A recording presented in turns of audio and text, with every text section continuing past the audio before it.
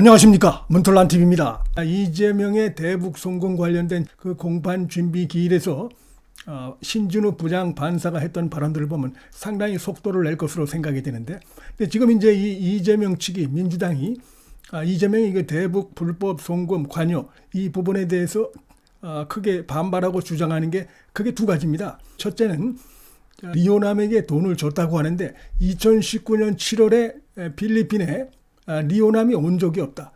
김성태의 주장을 믿을 수 없다. 고로 1심 판결문에 문제가 있다. 고로 이재명에 대한 이런 그 검찰의 공소 제기는 신뢰성이 떨어진다. 뭐 이런 주장을 하고 있는 것입니다. 또 하나 이제 국정원 문건이 이제 전부 3개가 있는데 이 재판 과정에서 드러난 게 바로 이 문건 A를 신진우 부장판사가 이걸 스킵했다, 이걸 패싱했다 하면서 1심 판결문에 의혹을 제기하고 있는데, 자, 문건 A는 이겁니다.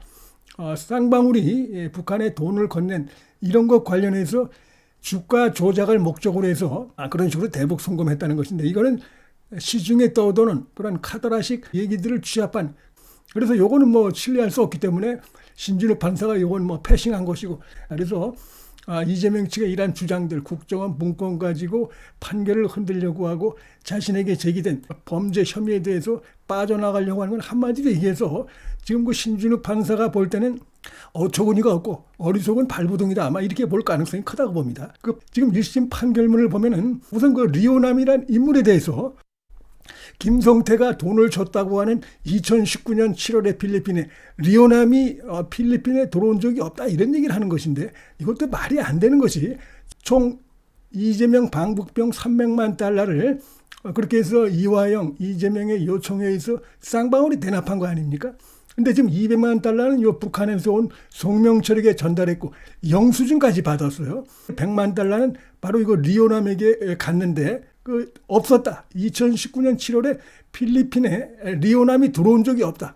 그러면서 이거 가지고 전체를, 격가지를 가지고 범죄의 전체를 흔들려고 하는 것인가? 이게 얼마나 어리석은 것입니까? 지금 송명철이 왔다는 사실도 부인 못하고, 그 다음에 김성태가 법원에 제출한 송명철에게 300만 달러 중에 200만 달러를 송명철에게 주고 받은 영수증도 법원에 제출을 했어요. 이런 부분들이 분명히 있습니다. 그리고 어제 쌍방울 관계자들 발언에 의하면 송명철, 리오남 등이 같이 있었고, 그런 상황에서 김성태가 그들을 만나고 리오남하고도 만나고 송명철하고도 만나고 이런 것들을 자세하게 누구한테 들은 얘기가 아니라 직접 현장에서 본 쌍방울 직원들의 증언이 1심에서 지속적으로 나온 바가 있습니다.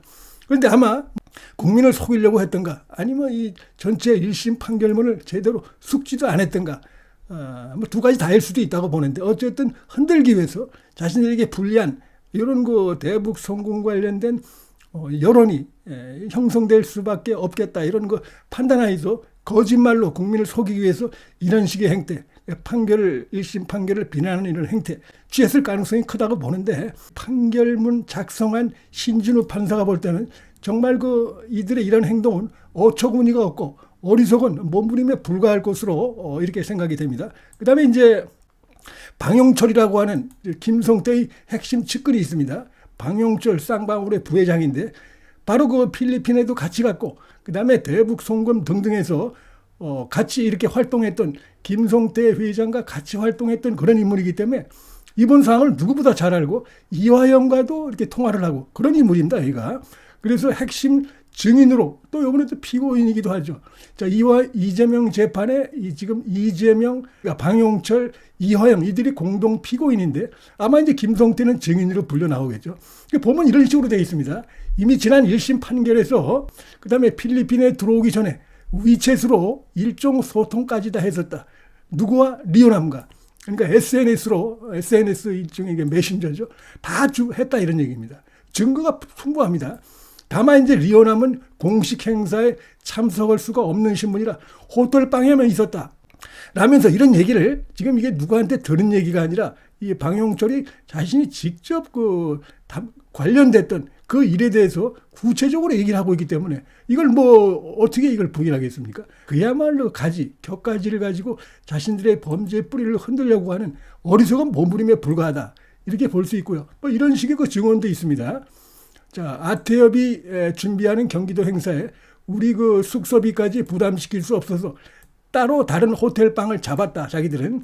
그러면서 김성태와 리오남이 따로 만난 것이다라면서 구체적으로 얘기를 하고 있고, 이런 내용을 이제 김성태가 재판에 나와서 다 증인으로 나와서 얘기를 할 겁니다. 방용철도 얘기하고 김성태도 얘기하고 그 밖에 쌍방울의 회장들도 나와서 다 얘기할 거기 때문에 여기 대해서 입증할 수 있는 주변 정황들도 사진도 있고 심지어 동영상까지 있죠. 그러면은 방용철이 지난해 3월 1일 1심 법정에서도 중요한 이야기는, 이재명 방북 관련 중요한 얘기는 김성태, 송명철 이들이 주로 많이 했고, 리오남은 항상 그림자처럼 움직여서 그와는 따로 얘기했다. 이게 구체적으로 증언을 했습니다. 이들은 방용철은 바로 그 이 현장에 있던 인물이기 때문에 누구한테 들은 얘기가 아니고 직접 본인이 경험하고 관련됐던 이런 얘기를 증언을 하고 있어서 이런 것들이 그 지금 이제 이화영 1심 판결문에 자세히 나와 있다는 사실이 지금 이제 하나하나 드러나고 있어서, 자, 이재명을 더욱